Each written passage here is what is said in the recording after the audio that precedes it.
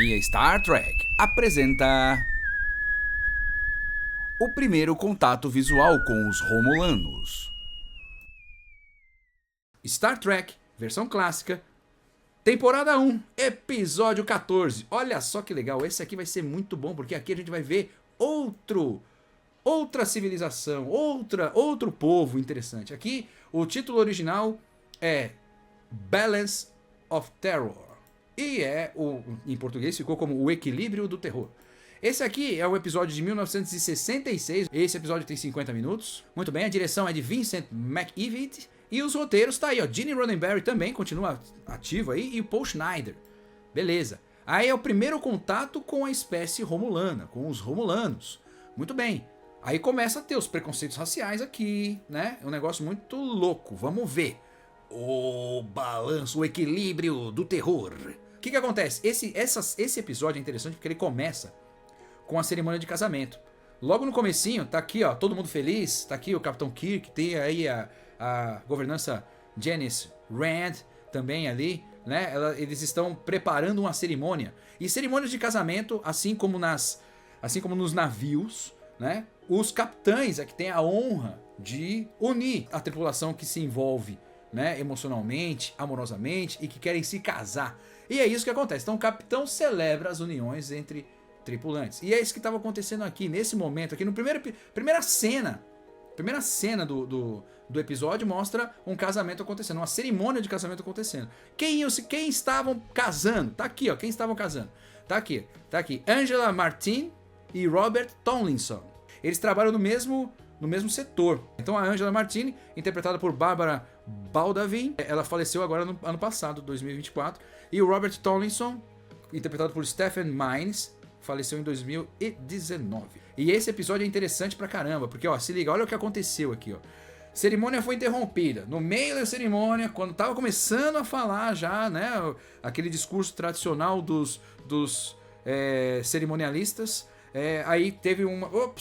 alerta, vamos lá, ó, tá rolando um problema aqui. Qual o problema? O posto número 4 com o Capitão Hansen está sendo atacado. Posto número 4. Até então a gente não sabia que posto era esse, o que estava se tratando.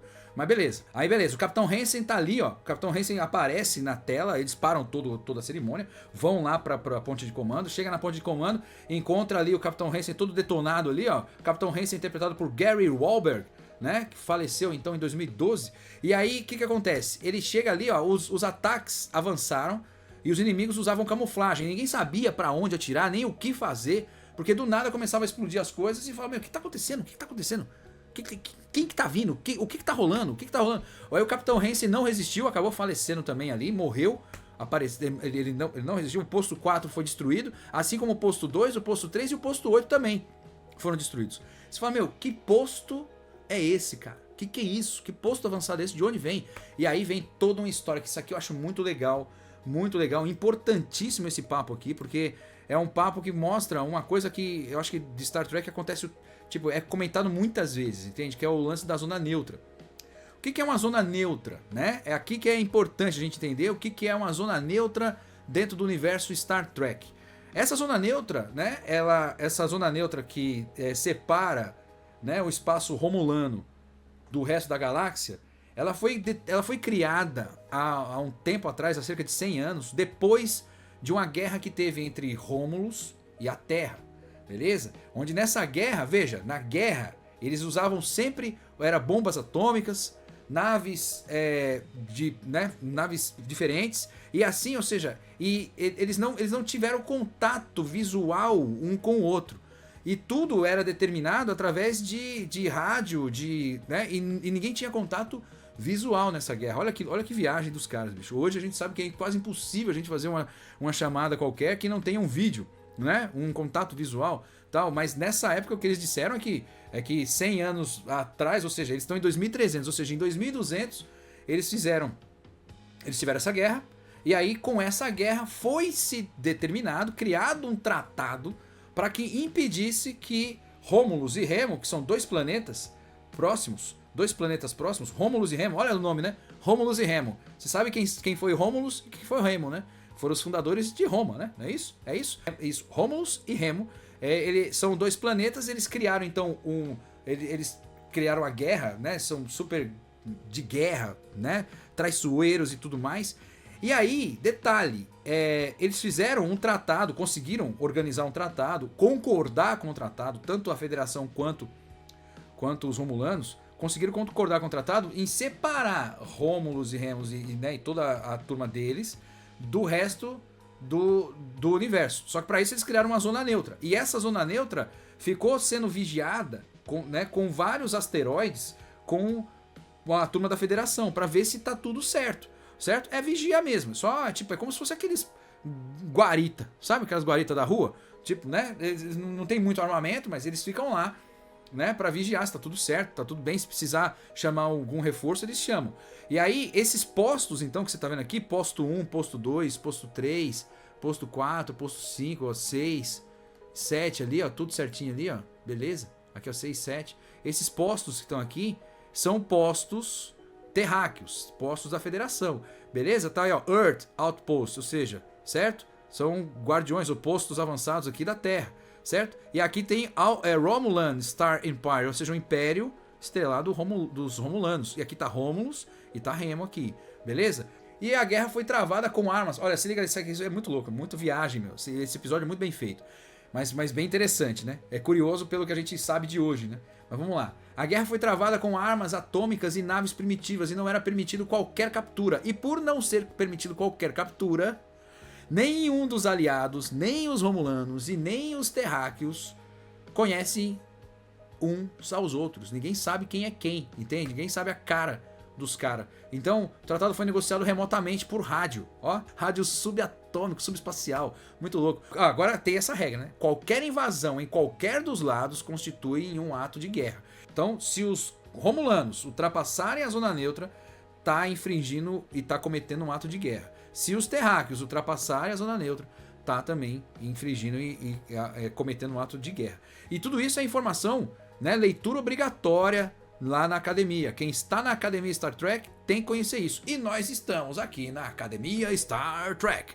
É isso aí, tá dentro dos textos. Você tem que conhecer essa história. Isso aí todo mundo que vai pra academia Star Trek, que vai ser um cadete, que vai ser um oficial, conhece essa história de ponta a ponta, beleza? Muito bem. E aí, sobre os Romulanos, o que a gente sabe dos Romulanos até então? Nada, por enquanto. A gente só sabe, como não tinham capturas, ninguém conhecia as características físicas do Romulano. Ninguém sabe como eles são, ninguém sabe. Se olhar, se aparecer um Romulano, você não sabe quem é, certo? Então, nem os Romulanos conhecem os humanos, nem nós conhecemos os Romulanos, beleza? Os humanos acreditam que os Romulanos sejam traiçoeiros e belicosos, ou seja, belicosos é de bélico, ou seja, eles gostam de guerra, são meio que tipo Klingon, assim, pá, guerreiros, né, guerreiros. Beleza, muito bem. Ainda não se tinha notícia qualquer, até então, de qualquer descumprimento do tratado, ou seja, até então, veja, já tinha 100 anos já esse tratado, e até então ninguém tinha ultrapassado de um lado ou do outro. Mas parece que o bicho pegou. Quando resolveram passar, vieram detonando tudo. Mandaram ver nos 4 postos que tinha e foi quebrando tudo. Problema, né? Problema. Eles têm grafite nas naves com aves de rapina. Beleza. Possuem tecnologia de camuflagem. Isso já é sabido. E a gente sabe também que essa camuflagem gasta muita energia para se manter. Aí o Spock já solta uma teoria meio alheia aí, né? Colocando um lance de tecnologia, né? Falando assim, não, essa tecnologia aí de você desviar a luz, gasta muita energia, ele não vai conseguir se manter muito tempo e tal. Mas beleza, legal, bacana, ficção é isso aí, né? O que vale é usar a cabeça para criar uma coisa divertida pra gente. Então, essa camuflagem gera muita energia. Então, beleza, vamos lá. Olha aqui, apareceu. Meu Deus. Se liga, olha a característica física do Romulano. O primeiro Romulano que aparece na Enterprise é esse aqui, ó. Essa aqui, o que acontece? Eles, como estavam perto da nave dos Romulanos, eles conseguiram contato, conseguiram visual, conseguiram imagens internas da nave romulana. Ao conseguir imagens internas, eles veem a característica física. E aí tem a surpresa. Fala, poxa, mas cara, é igualzinho os vulcanos, cara. Olha essa orelha pontuda aí, igualzinho os vulcanos. Orelha pontuda, sobrancelha esticada. Fala, não, é vulcano, cara. E aí já tinha uma desconfiança dentro da nave de um possível ato de traição, alguém passando informação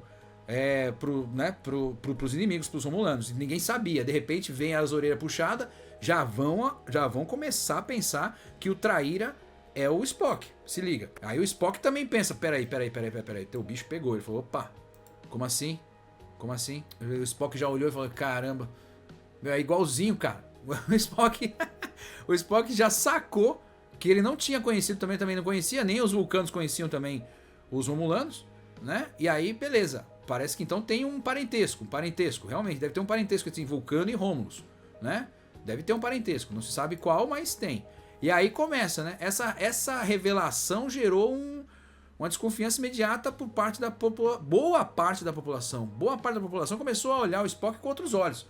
Pô, o cara era amigão até antes, até acabar essa imagem aí. De repente vira sendo um inimigo, traíra. Pô, é complicado isso aí, né? E aí começa. Aí o Capitão Kirk teve que intervir, né? Teve que intervir para começar a parar já esse negócio, esse preconceito xenofóbico que tava começando a se espalhar. Entende? Aí, ó, o Sr. Styles é o que tá ali do lado do Sulu, né?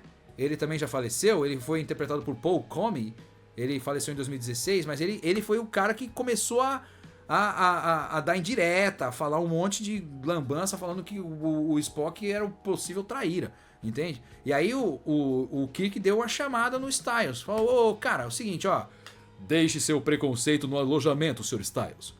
Não tem espaço pra ele aqui no comando, tá entendido? Disse o Capitão Kirk. É isso. E aí o que acontece? Ele fez esse comentário já pra avisar pro Sr. Styles começar a se ligar. Pô, para com esse preconceito, cara. Você tá louco, cara. O Spock é nosso parceiro aqui desde sempre. Você que veio aí agora, primeiro episódio, já tá querendo achar que o Spock é inimigo. Tá doido, né? Tá doido. Se liga, rapaz. Se liga, né? Você que é o estranho aqui. Tá, então ficou decidido que, como ninguém tá vendo a nave dos Romulanos, o lance é atacar, meu. Sabe mais ou menos onde tá, né? E eles têm que atacar antes, porque eles já viram que, pelos destroços tal, né, que eles estavam fazendo, eles viram que a nave tá seguindo em direção à zona neutra, ou seja, eles estão voltando pra zona neutra. Se eles voltarem pra zona neutra, ninguém vai poder fazer nada. Então a Enterprise tem que começar a atirar mesmo sem ver nada. Então começou a atirar sem ver nada. Então começaram a atirar de todo jeito. Disparos aleatórios na região causam ondas de choque que afetaram as naves dos Romulanos. Isso foi bom. Deu lá, né, um treme-treme ali, deu, né, confundiu, danificou as naves do Romulano. Só que também sobrecarregou os bancos de phaser da Enterprise. Nessa de sobrecarga, pronto. Aí tiveram um tempinho para tentar se recuperar. Mas aí lá vem, meu. Olha aí, olha o desenho da ave de rapina de baixo. Grafitão aí bonito, né? Você vê como é? Os caras também gostam de arte. Então eles colocaram ali um grafitão ali na nave, certo? Essa aqui é a nave depois que ela abre, né? Ela tem que abrir para poder soltar os tiros. A nave Romulano, ela contra-ataca e dispara em direção à Enterprise. E ela dispara um torpedo pesado para cima da Enterprise. A Enterprise está debilitada porque ficou com os bancos de phaser danificados depois do disparo aleatório, vários, né? E aí, beleza. A Enterprise consegue usar toda a força de ré, né? Para distanciar ao máximo.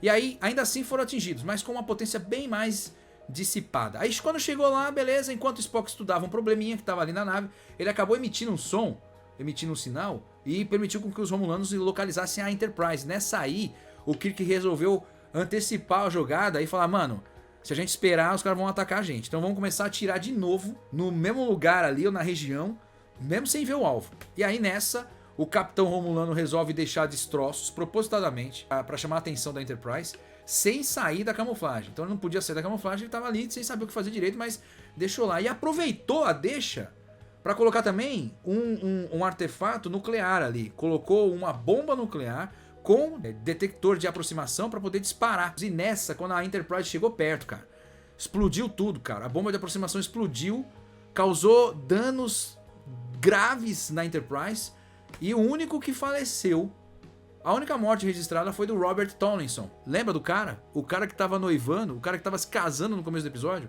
né? Acabou que teve uma baixa de guerra. A única baixa na nave nessa guerra foi do Robert Tomlinson, beleza? E aí nessa também tava todo mundo danificado. A Tenente Uhura assumiu o leme depois do último ataque, porque foi pesado pra caramba, que deixou o Sr. Styles fora de combate, caído.